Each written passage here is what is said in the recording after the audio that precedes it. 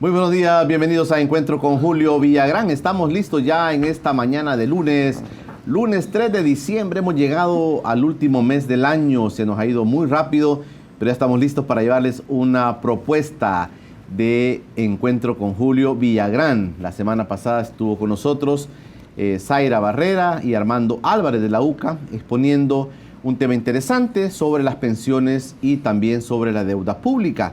Hay siempre preguntas que se formulan, la gente ha hecho muchas preguntas sobre ese particular, qué pasó con las reformas a pensiones, qué beneficio le trajo al país todo esto. De eso vamos a continuar hablando esta mañana. Ya me acompaña en el estudio el asesor económico del partido FMLN, César Villalona, que está conmigo para poder platicar sobre esto y otros temas. César, gracias por venir con nosotros. Gracias a ti, Julio, por invitarme al programa. Vamos a debatir sobre este tema de las pensiones. Vamos a ver tu posición, qué ha pasado. Este tema cruza siempre el ámbito político, pero también queremos conocer técnicamente cómo podemos nosotros visualizar el tema de la deuda pública, el tema de las pensiones, cómo ha sido la historia reciente de las privatizaciones en el tema del sistema de pensiones. De eso vamos a hablar esta mañana. Quédese con nosotros que ya volvemos. Estás viendo Encuentro con Julio Villagrán. Ya estamos de regreso en Encuentro con Julio Villagrán. Gracias por quedarse con nosotros. Quiero recordarles que a partir del próximo miércoles nos vamos a trasladar hacia Los Ángeles, California, y desde allá vamos a transmitir, vamos a venir a traer la voz de nuestros compatriotas que viven en esa zona de los Estados Unidos. Tema migrantes, el tema de las elecciones ha provocado también en nuestra diáspora muchas inquietudes. Vamos a traer la voz de nuestros hermanos que viven en Los Ángeles para ver cómo visualizan ellos el tema de las elecciones presidenciales de nuestro país. A partir del próximo miércoles estaremos llevando día a día, una semana estaremos allá en la ciudad de Los Ángeles.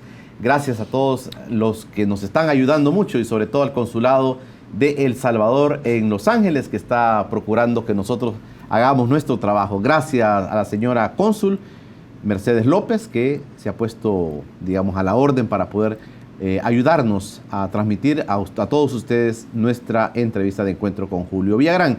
César Villalona es mi invitado esta mañana, economista. Hablaremos sobre el tema de las pensiones. César, yo quería comenzar preguntándote, hay un antes y un después en el tema de las pensiones. La gente recuerda, dice, mire, antes el gobierno, la gente habla del tema del seguro social, el tema de quién le daba las pensiones, y el cuánto le cobraban, las empresas cuánto pagaban, pero hay un antes y un después. ¿Tú nos puedes ilustrar en un primer momento cómo funcionaba el sistema público de las pensiones? Muy bien. Hasta el año 1998, que es el año en que surgen las empresas privadas que administran los fondos, llamadas AFP, aquí solo habían dos instituciones que administraban los fondos, que eran el INPE para las personas que trabajaban en el sector público y el Seguro Social, los que trabajaban en el sector privado. También había un sistema de maestros, ¿verdad? Aparte. ¿Cómo era que funcionaba? Primero, para las personas que trabajaban en el sector privado, de su salario le descontaban el 1%. El Estado ponía el equivalente al 0.5% de ese salario. Y los empresarios ponían el 2%.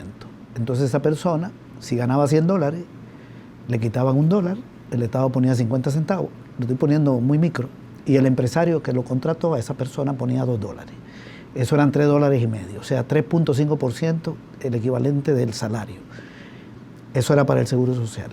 En el caso del INPE era 4.5, ponía la persona de su salario, y el Estado 4.5, era un poquito más alto, era 9.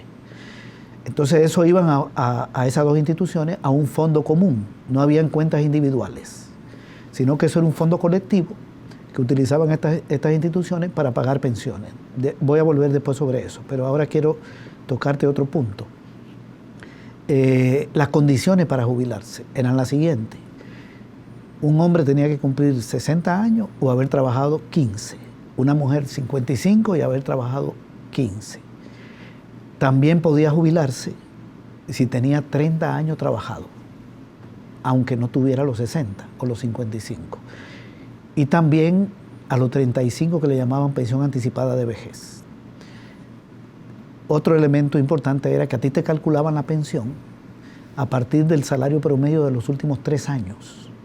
Entonces, si tú trabajabas, digamos, 15, 20 años, te agarraban los últimos 3, te sacaban el promedio del salario base y de ahí y eso te daban quedaba de pensión. De pensión. Y las pensiones salían más o menos equivalente al 80% de tu último salario. 80% del salario último. Último, que es lo que le llaman tasa de reemplazo. En algunos casos 70%. Y había algunas que eran 100%.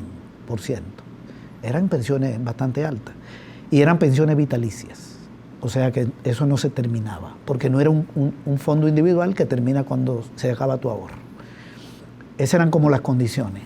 Estoy hablando de las pensiones de vejez, porque también existían y siguen existiendo la de viudez, la de invalidez, la de ascendencia, que es un porcentaje, si la persona fallece, al viudo o a la viuda o al hijo de menos de 23 años que estudia, o por invalidez.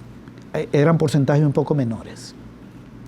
¿Qué hacían el Seguro Social y el INPE con ese dinero? La ley decía que tenían que hacer 3 cosas.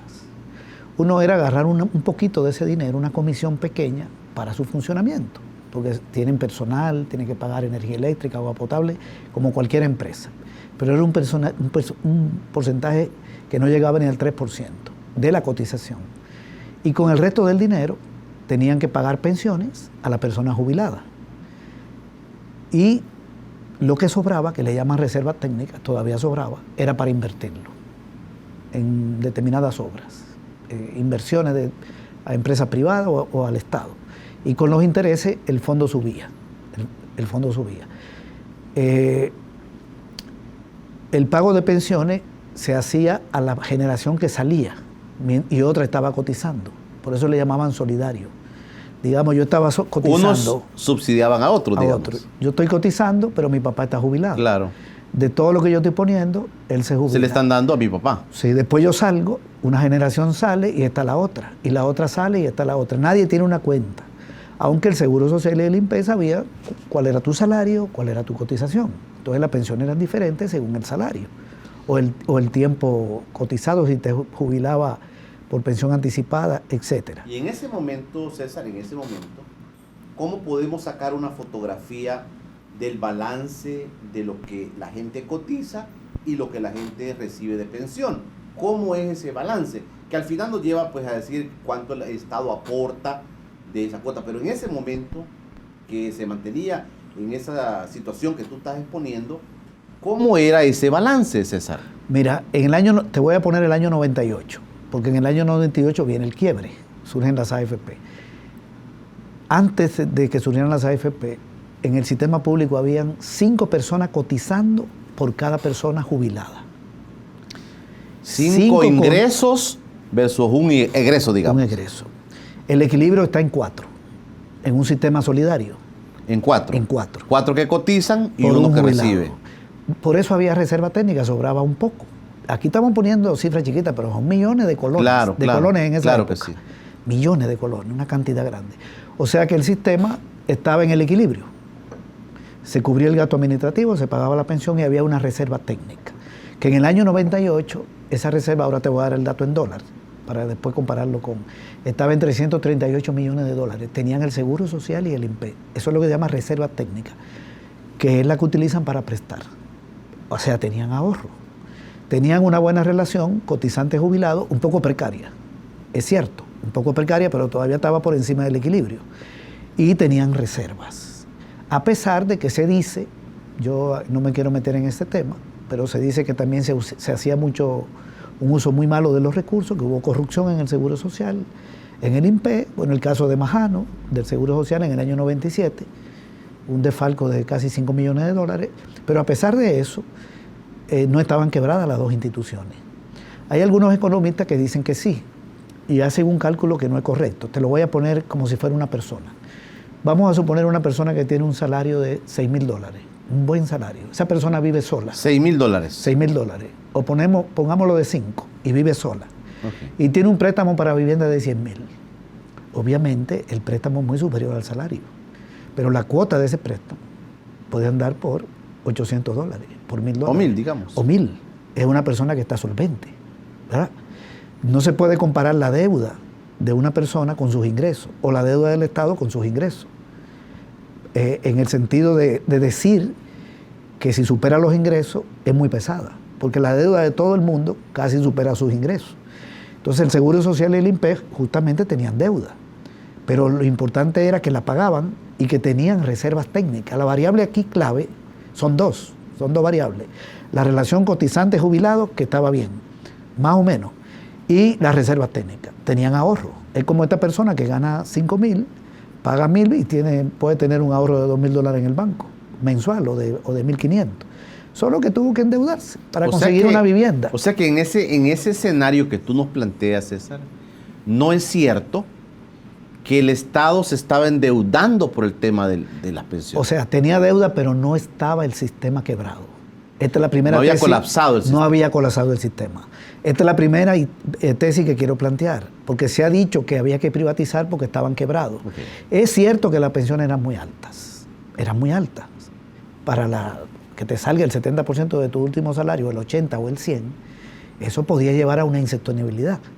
Pero ¿cómo se enfrentaba a eso? Eso se enfrentaba invirtiendo más en la economía para levantar la economía, generar más empleo, ampliar la base de cotizantes, y se podía aumentar la aportación patronal y la aportación salarial, porque era muy chiquita. Y digamos, haciendo una comparación de legislación de otros países, digamos, una persona se jubila con $5,000, queda jubilada y recibe, tú dices, el 70, 80% de eso, $3,500, por ejemplo. ¿Y es justo o no es justo que a una persona se le pensione con una cantidad así en otros países? Bueno, es que depende de la regla de juego. La justicia yo creo que está en el sentido de que no haya tantas pensiones altas y tantas bajas. Tantas altas de una minoría de gente y muchas bajas. Habría que equilibrar un poco. Pero como esto tiene que ver con los salarios, porque las pensiones al final ¿de qué dependen? De los salarios y de la rentabilidad del fondo. En un país con salarios bajos no puede haber pensiones buenas. Y con concentración de la riqueza no pueden haber pensiones muy equilibradas, ¿verdad? Pero lo ideal es que la pensión le alcance a una persona para cubrir el costo de la vida y tener una vida un poco larga. El costo de la vida, ¿verdad? Para eso debería alcanzar. Sí, porque también se hace la valoración de cuánto tiempo de vida se espera que la persona reciba la pensión, ¿verdad? Aquí tenemos que casi el 80% de las pensiones anda por entre 207 y 250 y el costo de la vida está en 400 en las ciudades. Entonces ahí no es justicia. Entonces digamos que podemos desmontar la primera tesis de que el sistema había colapsado. No estaba colapsado. Ahora, podía llegar a un colapso, pero ¿qué hubiera hecho el gobierno de la época? Vamos a hacer una pausa. Vamos a ver qué habría hecho el gobierno. Nos quedamos con la idea de que esa tesis se desmonta, que se mete ya el tema de la privatización porque el sistema había colapsado. Esa tesis no va según lo que tú nos estás exponiendo. Vamos a seguir platicando, César. Vamos a hacer una pausa. Cuando regresemos, vamos a conocer qué otras tesis manejaban aquellos que querían privatizar el sistema de pensiones y que nos dijeron, mire, es que ya colapsó. César está diciendo, no había colapsado. Habían problemas de deuda, pero no había. Pero qué otras cosas manejaron después para llevarnos a todos a tratar de convencernos que había que modificar el sistema de pensiones. Ya regresamos. Estás viendo Encuentro con Julio Villagrán. Estamos de regreso en Encuentro con Julio Villagrán. Gracias por quedarse con nosotros en esta mañana de lunes. Recuerde, hoy es lunes de plataforma. Bessie Ríos los espera también para llevarles un nuevo tema en nuestro espacio a las 7 de la noche. Plataforma los espera a todos ustedes. César Villalona me acompaña en esta mañana. Platicamos de aquellas motivaciones que tuvieron las personas que querían privatizar el sistema de pensiones. Decían, no, es que ya colapsó. Y por eso es que vamos a hacer la privatización. ¿Qué otras cosas se decían, César? Bueno, después viene la privatización y ahí hay promesas que la voy a desmontar. Pero antes de pasar a ese puntito, ¿sí? Quería cerrar diciendo brevemente que lo que había que hacer en el año 96, que es cuando se aprobó la ley que le abrió paso a las AFP que surgieron en el 98, era levantar la economía, generar más empleo formal, mejorar los salarios de la gente y modificar algunos parámetros, porque la cotización de la gente era muy pequeña y la aportación patronal. Okay. Pero los gobiernos de Arena no hicieron eso. Lo que hicieron fue un programa de ajuste que afectó la inversión pública, afectó las empresas públicas. El Estado privatizó 32 empresas, destruyeron el agro, mucha gente migró a la ciudad, emigraron al exterior y se reconcentró la riqueza, no crearon empleo formal. Entonces en el año 96 se aprueba una reforma al sistema, que consiste en abrirle paso a las empresas privadas. Y arrancan en el 98. Voy a explicar brevemente el cambio. ¿En qué consiste el cambio antes de las promesas? El cambio consiste ahora en lo siguiente. Toda persona de menos de 36 años tenía que abandonar el sistema público y pasar a las AFP. Podía escoger la AFP, escogerla, pero tenía que pasar. Habían 5 AFP. Y de inmediato ahí en meses quedaron 2. Ok. 2 se fundieron con una y otra desapareció. El mercado no daba para 5. Quedaron con FIA, uno de los principales dueños, Cristiani, en la época. Y Crecer, los principales dueños, el Banco Agrícola Comercial, el principal accionista, Baldocchi, dueño regalado, y el Banco Salvadoreño, que hoy se llama Da Vivienda, de Simán. Eso son los que se hacen dueños, los principales, en el año 98. Obligan a los de menos de 36 años a pasar allá. No escogen, sino que pasan. Lo sacan de la AFP y le dicen, el dinero que usted tiene ahorrado acá se lo vamos a mandar a la AFP. Después vamos a ver si eso sucedió. Segundo, las personas de 36 hasta 55, mujeres, y los hombres hasta 50. Las mujeres, 36, 50, y los hombres hasta 55, le dijeron, ustedes deciden si se quedan en las AFP, en el sistema público, o pasan a las AFP. A ese grupo le dicen los optados. La mayoría se pasó. Además, si no tomaba la decisión en 3 meses, lo pasaban.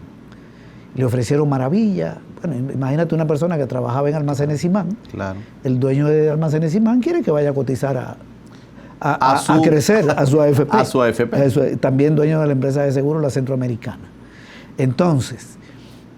o sea que esto de los optados, al final fue una presión que no ibas a optar, al final tenía la obligación de entrar. Sí, había una coerción ahí, pero además la gente se descuida y si pasaron 3 meses te aparece en una AFP, la que decide la empresa.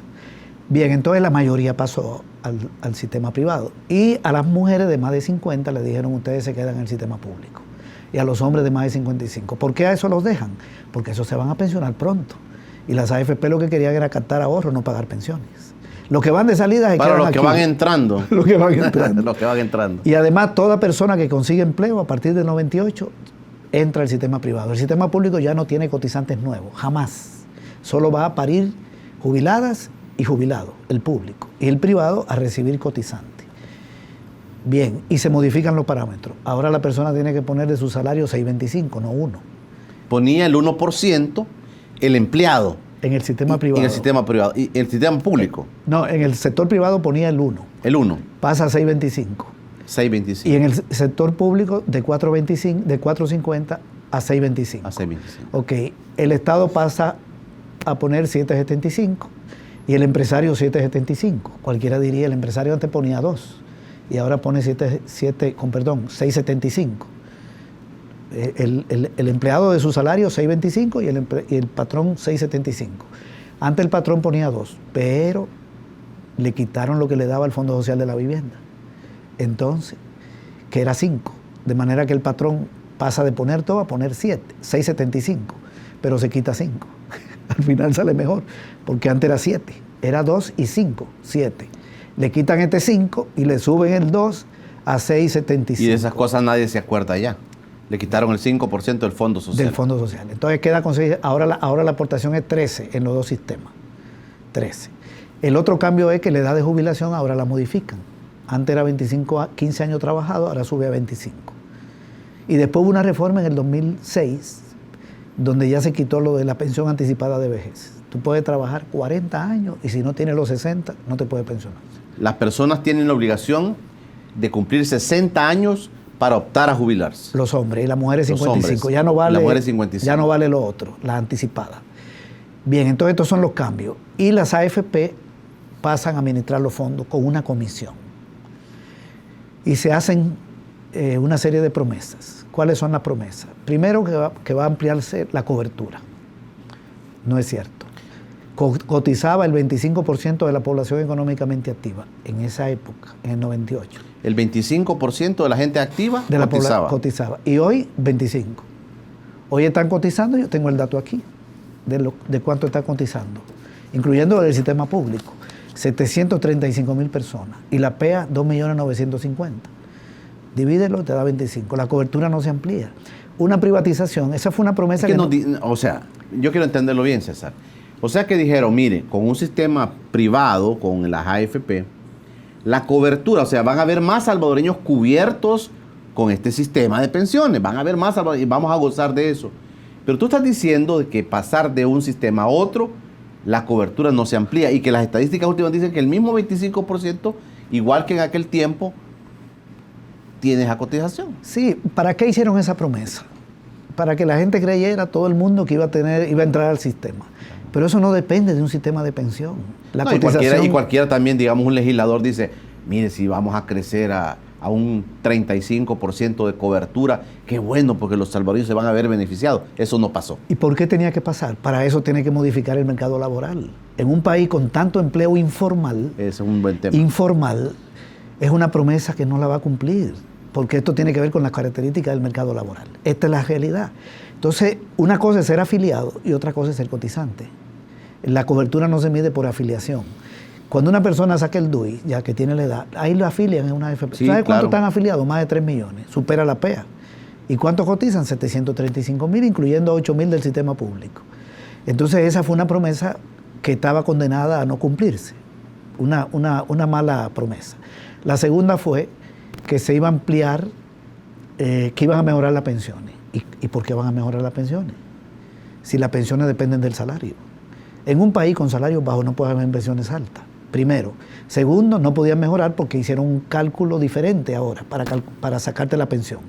Antes era el salario promedio de los últimos 3 años. Y ahora, después de que suben las AFP, el promedio de los últimos 10. ¿Cuál es más chiquito? El promedio de los últimos 10 años que el de los últimos 3, porque mientras más para atrás los salarios son más chiquitos. Y mientras más para adelante hay alguna mejoría. Entonces, cuando sacas el promedio es peor y te dan el 70 del promedio.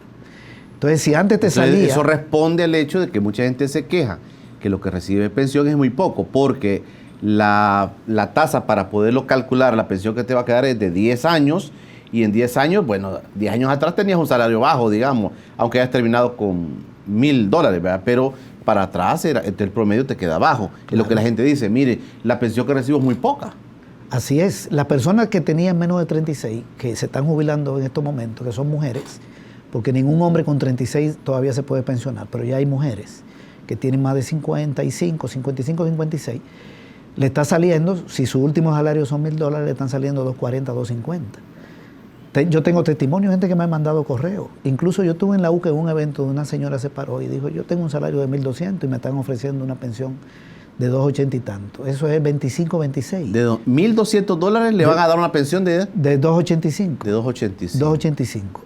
Así están saliendo. Entonces, te calculan peor por los 10 años, cotiza más, porque antes ponía el 1 y el 425, ahora pone más dinero de tu salario, y la pensión te sale más baja. Y lo otro es que no es vitalicia. No es vitalicia. No es vitalicia, hasta que se acabe el fondo. Después te la hace vitalicia el Estado. Yo tengo un fondo, y cuando el fondo me lo voy terminando y me lo termino, ya no voy a recibir más. De la AFP, pero entonces viene el Ministerio de Hacienda y te resuelve, pero con 207. Ya yo voy a llegar ahí. Okay. Toda la implicación que tiene para el Estado. Pero la promesa de pensiones dignas no la puede hacer. Tú puedes promover pensiones dignas donde tú tienes salarios dignos. Y nosotros no vivimos en un país con salarios dignos, ni hoy ni en el año 98. Los salarios son muy bajos. Esta es la segunda promesa. La tercera fue que a la gente le iban a dar un fondo individual. Usted va a tener un fondo ahí, suyo. Antes no era así, era colectivo. Entonces apelan a lo individual, que es la lógica neoliberal, ¿verdad? En términos de los valores, lo mío.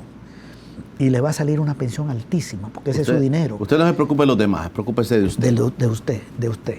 Eso lo quebraron en el 2006, esta promesa, cuando aprobaron el fideicomiso de pensiones. Si quiere, lo tocamos más adelante, porque ya eso no existe.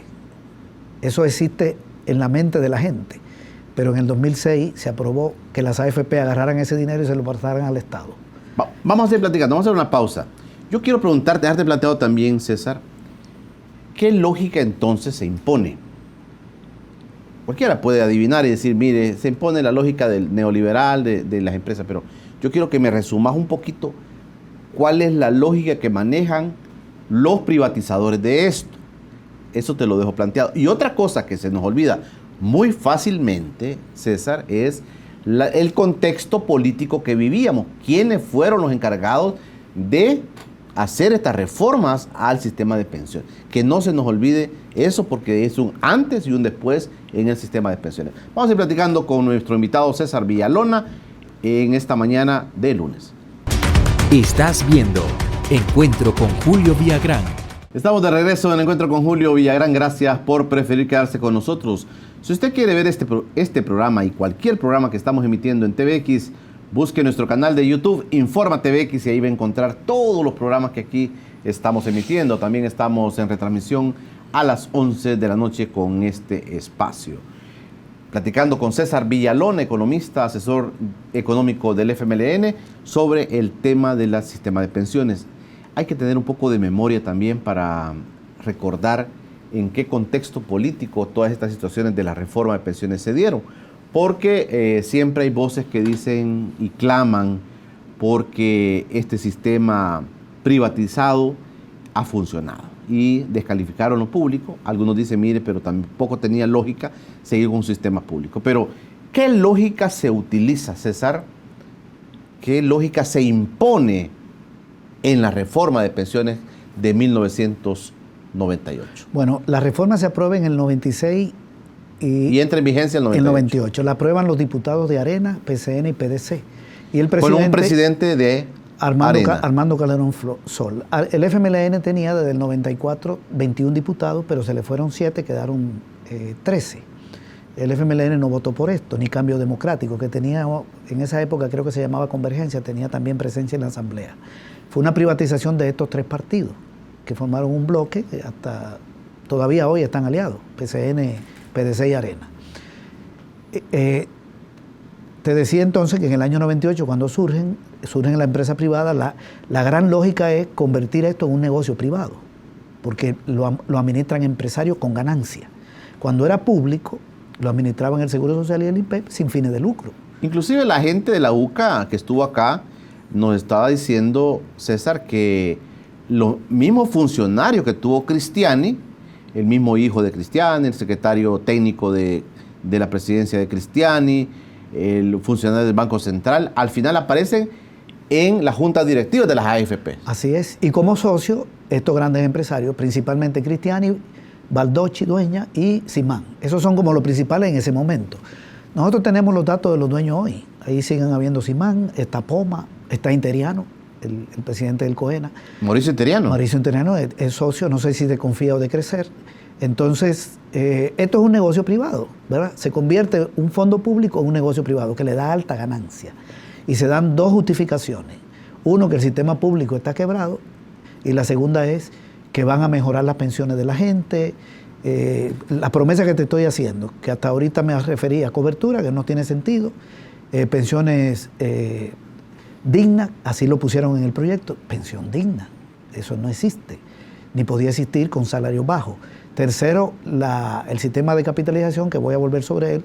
Una cuarta promesa era que el sistema iba a ser sostenible, y aquí entramos en un punto clave. Que iba a ser sostenible. Sostenible financieramente. Que digamos él mismo no iba a endeudarse, Ajá, que iba a tener equilibrio económico, todo eso, solvencia, todo eso, que a mí no me iba a faltar mi dinero de mi pensión. Ok, entonces, ¿qué sucede? ¿Qué sucede, Julio? Aquí hay un asunto que me parece muy sencillo, pero hay que explicarlo, hay que señalarlo.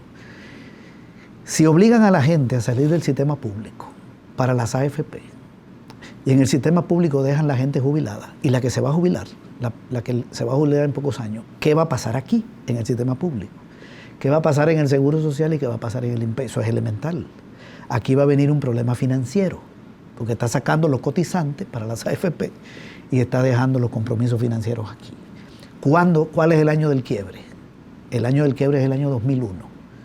A los 3 años de las AFP, el Seguro Social y el INPE, que tenían 338 millones de dólares de reserva, no tenían $1 de reserva, se agotaron las reservas.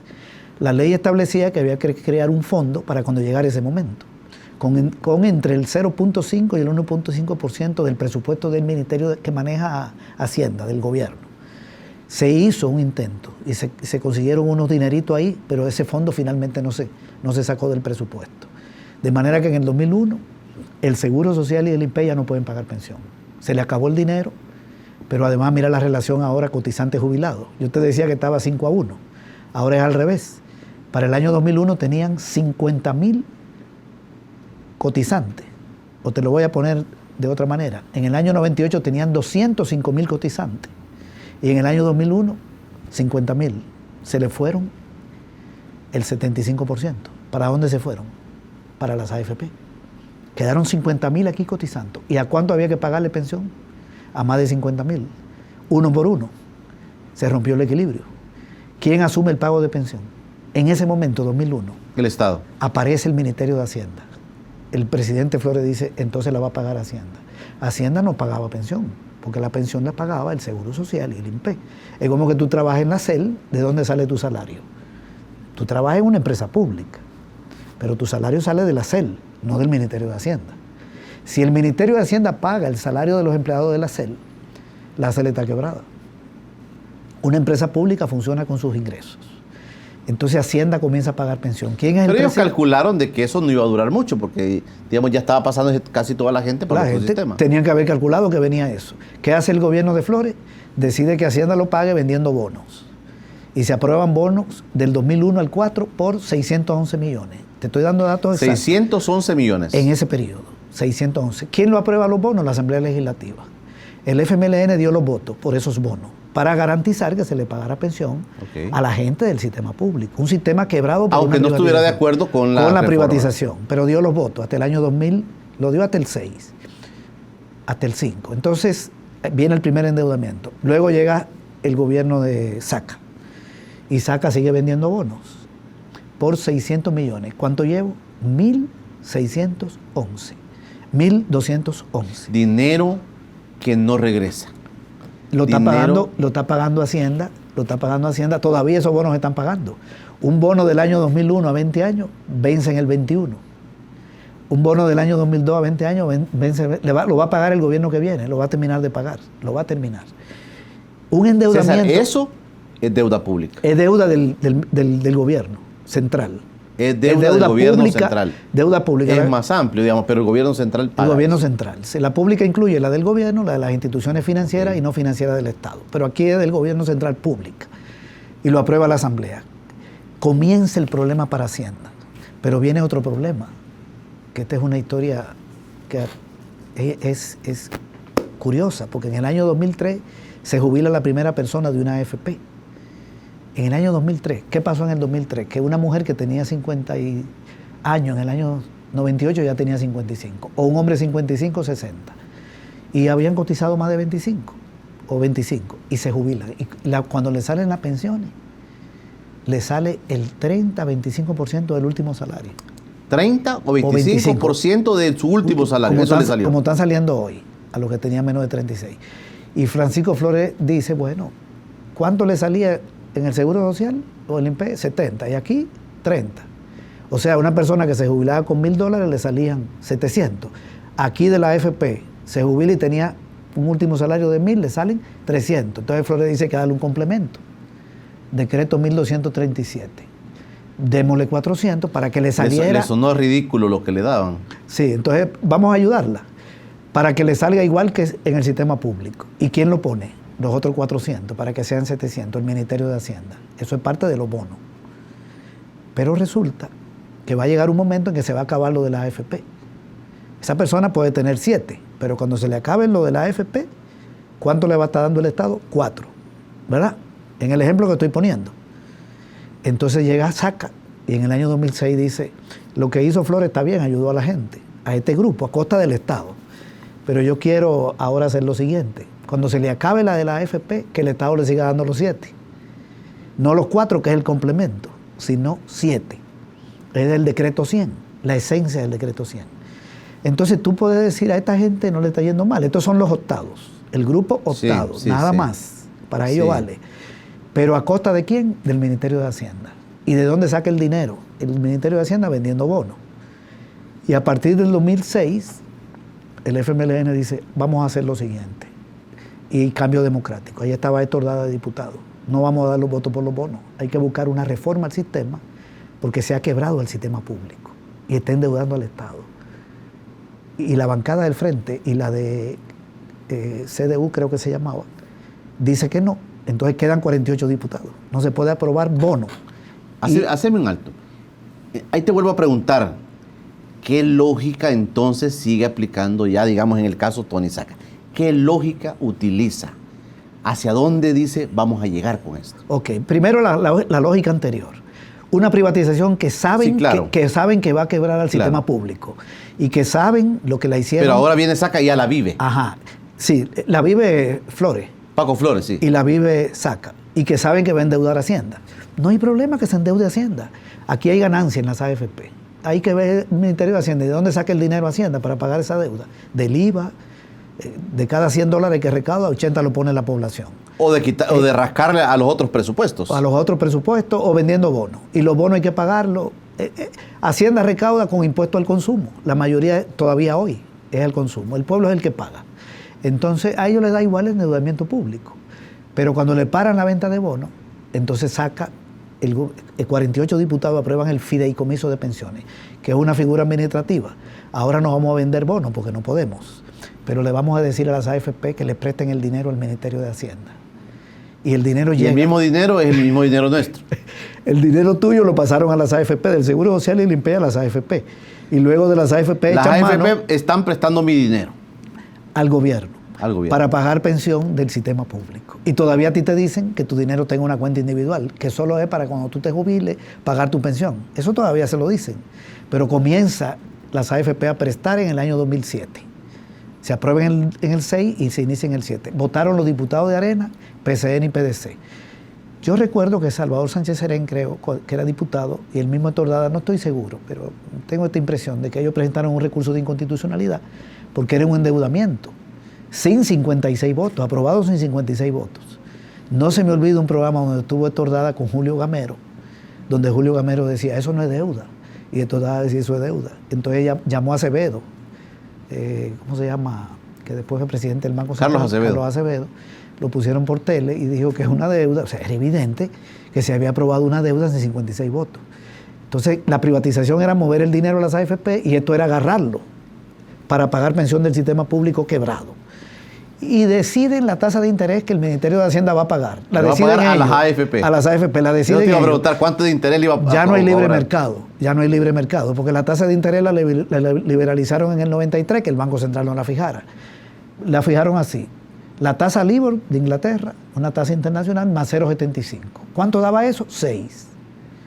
Bueno, usted va a pagar el 6 por ese 6% dinero. de interés por el préstamo que las AFP le hacían al gobierno de mi dinero. Cuando lo aprueban en el 6, pero esa tasa cae, la LIBOR cae luego a 2,27, más 0,75, 3. En el año 2008 ya eso estaba en 3. Eso es malo para la gente, porque bajan los rendimientos. Están prestando tu dinero a 6 y luego lo prestan a 3. Hacer una pausa. Vamos a hacer una pausa. Ya se puso interesante. Y vamos a ir aterrizando hasta dónde estamos en este momento. Esa es la propuesta para el siguiente bloque. Ya regresamos. Estás viendo Encuentro con Julio Villagrán. Estamos ya en el último bloque de Encuentro con Julio Villagrán. Gracias por preferir seguir en nuestra sintonía. Recuerde, a partir del miércoles nos trasladamos hacia Los Ángeles, California, para poder transmitir la voz de nuestros hermanos salvadoreños en esa zona de los Estados Unidos. Vamos a preguntarles, como están viendo, cuáles son sus perspectivas en el tema de las elecciones presidenciales a los salvadoreños que viven en esa zona de Estados Unidos. César Villalona, mi invitado. César, y entonces vienen las AFP, se están prestándole parte de dinero porque no tienen, el gobierno no tiene cómo pagar a los que ya se jubilaron, ¿verdad? Pero de mi dinero, y todavía le cobran intereses. Todo esto sigue siendo en el contexto de una asamblea legislativa dominada por la derecha. Exacto. Que está aprobando estas cosas. Exacto. Entonces comienza ese endeudamiento con las AFP. Sigue en el gobierno de Funes, porque esto no se modificó, y todavía en el gobierno actual hasta esta reforma. Entonces ya se le debe a las AFP más de 4.000 millones. Solo por esto. ¿El FMLN no tuvo capacidad política de revertir esto en estos años? No, porque para esto se necesita hacer un cambio que requiere 43. Y el FMLN, te pregunto directamente, ¿tenía actitud el FMLN de cambiar esa historia, César? Claro, porque la reforma de pensiones que se ha presentado ahora viene del frente. La que presentó en el 15-16. Finalmente se aprobó otra. Pero ya había un intento de crear un fondo solidario, un sistema mixto, para frenar el endeudamiento de Hacienda. No se puede revertir todo, pero no. ¿Qué se pretende cambiar? Ok, yo antes de tocarte eso, te quiero hacer un pequeño resumen de lo otro, para terminar en lo siguiente. Hay otro cargo que tiene Hacienda, que son los certificados de traspaso. Cuando a ti te pasaron a una AFP, te dijeron que lo que tú tenías en el sistema público te lo iban a trasladar. Cuando la persona se jubile, ese dinero no está traspasado a las AFP, pero lo pone Hacienda. Ese es el certificado de traspaso. ¿Y de dónde saca Hacienda el dinero? De préstamos de las AFP. Entonces, ¿a qué ha conducido todo esto? No hay ampliación de cobertura, pensiones más bajas, endeudamiento al Estado por las siguientes razones. Quiebra el sistema público, Hacienda asume con venta de bonos, primero, luego con préstamos de las AFP. Tercero, el complemento que le tiene que dar a los pensionados, que aprobó Flores, que ha costado más de 3.000 millones. El complemento para hacerlo vitalicio, que aprobó SACA, más de 4.000 millones hasta ahora, o cerca de 4.000 millones. Los certificados de traspaso lo pone también Hacienda, porque al Seguro Social y el INPE lo quebraron. Entonces, hay 5 niveles de endeudamiento que tiene Hacienda, pero cuando a una persona también se le acaba la pensión, tiene que darle la mínima. Son 6. El Ministerio de Hacienda está hasta acá, endeudado. Y las AFP se han ganado 350 millones de dólares hasta este año, incluyendo la ganancia de este año que va hasta octubre. Desde la reforma. Desde la reforma. Ganancias. Ganancias netas. Ya liquidado el impuesto. 350 millones. 350 millones se han ganado las AFPs desde que se implementó el sistema privado. Y las empresas de seguro, más de... Que ese es otro... Un poco más de que 300, no es lo mismo, que no es lo pero mismo, es igual. Un poco más de 300, pero sale de la cotización de la gente. Porque cuando tú cotizas en una AFP, te cobra una comisión y el 38% de la comisión la manda a una empresa. ¿Cuánto las aseguradoras? ¿Cuánto han ganado? Un poco más de 300 millones. O sea, 650 millones entre ambas. Entre ambas. Estoy hablando de ganancias. Ganancias netas. Ganancias netas, porque te cobran una comisión. Las AFP no son como los bancos, que tú pones un dinero y te pagan un interés y sube. Las AFP tú cotizas y te cobran una comisión y el dinero baja. Y luego te prometen que te van a hacer crecer el dinero. Por eso se llaman confía y crecer. Confía en que te lo voy a hacer crecer. Pero primero baja. ¿Cuánto se quedaban? $17 de cada 100. Entonces tú cotizas 100 y te quedan 83. Y de esos 17, el 38% lo mandan a una empresa de seguro. Por si quiebra los fondos. Nunca han quebrado, la empresa de seguro solo es ganancia. ¿Quiénes son los dueños de los seguros? Sisa y Sisa Vida, Cristiani, dueño de Confía en ese momento. Hace Suiza y hace Sisa Vida, el Banco Agrícola de Baldoche y Dueña, lo mismo, y de Crecer. Y la Centroamericana de Simán. Es un negocio de un combo, seguro, pensión y banco, de ellos mismos, alta ganancia. El Estado quebrado. No se amplió la cobertura, no mejoraron las pensiones y no se dio la sostenibilidad financiera y tampoco la otra promesa que era que los fondos se iban a utilizar para financiar proyectos de desarrollo. ¿A quienes le prestan las AFP? Le han prestado al Estado. Más del 60% de dinero se ha ido en pagar pensión del sistema público, no para financiar obras, construcciones, energía, carretera. Entonces, las 6 promesas son falsas, ni cobertura, ni rentabilidad, porque la rentabilidad que no le ha tocado bien, con detalle, comenzó a bajar en el 2001 con la dolarización. En el año 2000 prestaban tu dinero a 13. En el 2001 comienza la dolarización y la tasa de interés baja hasta 6, luego con el fideicomiso. Hoy anda como por 4, están prestando el dinero tuyo por 4. La dolarización también encajó ahí. Entonces ni pensión digna, ni cobertura, ni rendimiento, ni capitalización individual, porque utilizaron el dinero para pagar, ni sostenibilidad porque endeudaron Hacienda y quebraron 2 empresas públicas, Seguro Social y el INPE, ni utilizar los fondos para financiar el desarrollo. 6 promesas fallidas. Y el Estado hasta aquí, la gente con pensión baja, pero una alta ganancia de los dueños de las AFP, de las empresas de seguro y de los bancos. Ese es el resultado de la privatización. Ahora viene el problema. Se presenta una reforma porque Hacienda no puede seguir sosteniendo esta deuda. En el presupuesto del año que viene hay un pago de 327 millones por esa deuda de más de 4.000, porque te endeuda y paga, te endeuda y paga. Y el año pasado se presentó un problema que ya no podían prestarle las AFP al gobierno, porque llegaron a deberle el gobierno el 45% de los fondos. Y la ley decía hasta el 45%, arrancó con 30 y llegó a 45%. El primer gobierno del FMLN hizo alguna cosa buena, subió la pensión mínima de $142 a $207, le bajó la comisión a las AFP que se quedaban con el 21 a 17 y creó el programa de pensión básica, los $50 para 32,000 personas pobres de más de 70 años. Pero el sistema no se modificó. Comienza a cambiar la propuesta para modificarlo, viene en el gobierno de Sánchez Serén. Y se aprobó una reforma que no es la mejor, pero que le dio un alivio al Estado, porque ya el Estado no podía endeudarse con las AFP. La sala dijo hasta 45, que el dinero no es de las AFP, es de la gente, pero las AFP son los que lo prestan. Y no se aceptó tampoco que las AFP prestaran para que el gobierno le pagara la deuda que tiene con ella. Pero algunos sectores, César, están diciendo que el FMLN aprobó reformas al sistema de pensiones que no le favorecen a la gente. Bueno, vamos a ver, te quiero decir algo sobre la reforma. Tiene algunas cosas positivas y otras no. ¿Qué tiene de positiva la reforma? Primero, las AFP ya no pueden cobrar intereses sobre las cuentas inactivas. Tú tenías ahí 10 años cotizados y tenías 5 buscando empleo, pues sobre eso te estaban cobrando comisión. Te cobraban el 1% de los rendimientos. Ya eso no lo puede cobrar, eso es positivo. Porque entonces al que tiene la cuenta inactiva no le están cobrando. Segundo, te cobraban cuando te daban la pensión el 1.5% de tu pensión de comisión. Ahora te cobran el 1%. Ahí hay 2 cositas positivas. Tercero, la comisión que cobraban era 17%, ahora cobran 12.6%. Eso también es mejor, porque le puede quedar más dinero a la gente. 4, el patrón ahora pone un punto más, ya sea Estado o empresa privada. 5, la mano de obra pone un punto más, pero la cuenta crece un poquito. Te lo voy a explicar de manera micro. Una persona que ganaba $100, este es un ejemplo, ese no es el salario mínimo, le descontaban 6.25 y el patrón 6.75, son 13. La AFP se quedaba con 2.20, quedaban 10.80. De ahí entonces iba a su cuenta individual para su pensión. Ahora hay que poner del salario 6.75, patrón 7.75, da 15.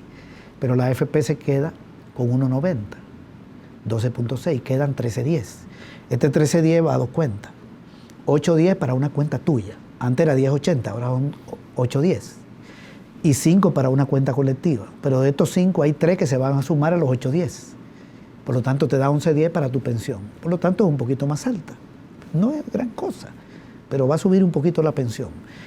Y si tú vives más de 20 años, te reintegran el otro 2. Eso está más difícil. Bien, entonces no va a desmejorar la pensión. Solo que la aportación salarial es mayor que la nueva pensión. ¿Qué no se hizo bien entonces? Sí, no se hizo bien. Hay otra cosa positiva antes de eso, y es que ya no hay pensiones de más de $2.000. Esto es bueno, porque si le salía a un octavo 2.200 y el Estado tenía que ponerle un complemento de 3.000 a un octavo rico, ahora ya no. Ya no. Ya no. Entonces eso alivia. Eso es 2.000. Eso es bueno. Y el Estado echa mano de este fondo colectivo para pagar pensión y le alivia la carga financiera. Eso no es malo, porque si el Estado quiebra, entonces no habrá pensiones para 100.000 jubilados del Seguro Social, que hoy andan en 96.000. Más o menos varía. Ahorita 96.000 del sistema público. Del sistema y están cotizando 8.000. Ahora mira cómo está. Por cada cotizante, 12 jubilados. Está cada día peor. Por cada una persona que cotiza, hay 12 jubilados que esperan algo. Y se va a pagar del fondo colectivo. Entonces, digamos, aliviar al gobierno no está mal. ¿Qué es lo negativo que yo veo de la reforma? Que ahora las personas que le dan pensiones hasta $600, que son 2 salarios mínimos, 608, le cobran un 3% al pensionado para financiar el fondo solidario. Si va de 800, de 600 a 1.200, le cobran 5, de 1.200 a 1.800, 7, y de ahí hasta 2.000, 10. Yo creo que esta parte no es buena, porque afecta al pensionado. Esta es la parte negativa. Pero tiene lo otro que te mencionaba, que no es negativo. Y no es cierto que las AFP ganaron con la reforma. No ganan con la reforma. Yo te voy a dar algunos datos ahorita. Las AFP ya no cobran el 1% sobre las cuentas inactivas. Ya no cobran el 1.5% sobre la pensión que entregan para ella, aunque cobran un 3, y un 5, 7, 10, pero para el fondo colectivo. Entonces le bajaron ingresos por 2 lados. Y la comisión, ahora, si antes de $13 se quedaban con 2.70, ahora de 15 se quedan con 1.90. Entonces mira cómo va la ganancia, le ha bajado un poquito.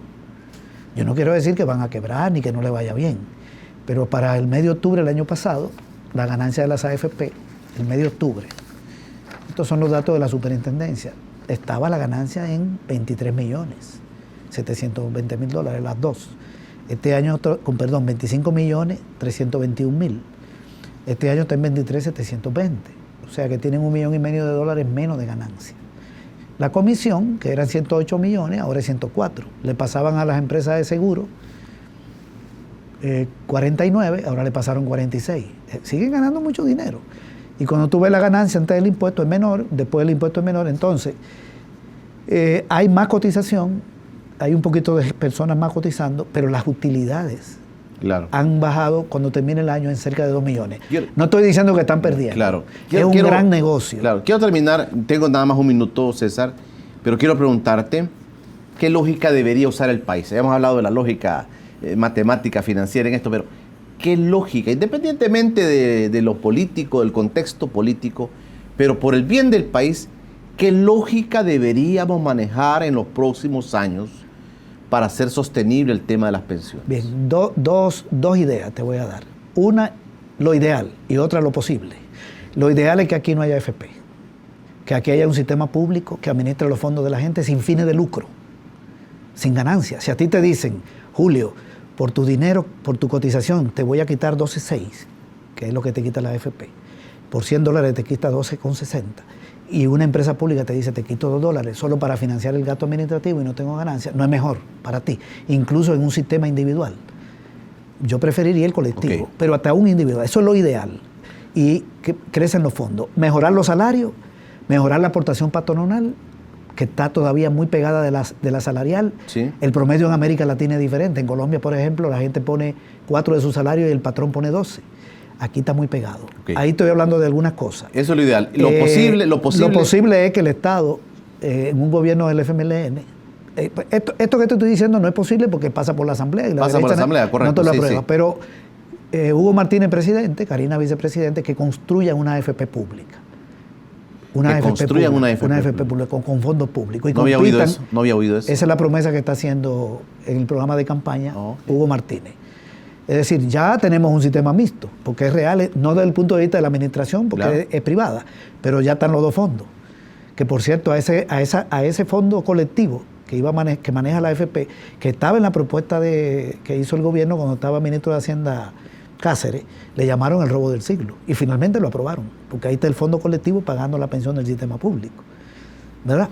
Eso, digamos, fue un avance porque hay un fondo colectivo, pero es muy poquito y va a entrar en crisis en 5 años. Cuando termine el nuevo gobierno ya el siguiente está en problemas, porque este es un parche de 5 años. Pero una AFP pública podría competir. Ahora, habría que modificar para que la AFP pública, la ley, ahí hay un problema, diga, yo cobro 2 de comisión. Usted si quiere véngase aquí. Entonces la gente se va a ir a las públicas y quebran la privada. Perfecto. No se puede hacer negocio con los fondos de pensión. No es justo que haya ganancias de banqueros y de oligarcas. Esta es mi opinión. Amigo, debe ser público. Quiero agradecerte que hayas venido con nosotros. Gracias a ti. Vamos a tener tiempo para seguir platicando de las reformas de pensiones y otros temas económicos. Gracias por venir, César. Muy bien. Gracias a ustedes en casa por haberse quedado con nosotros en esta mañana de lunes. Mañana martes nos va a acompañar en el estudio el empresario Alfredo Bukele, un buen amigo nuestro. Alfredo Bukele nos va a acompañar mañana en el estudio. Será hasta el día de mañana. Por hoy, pasen todos un feliz día.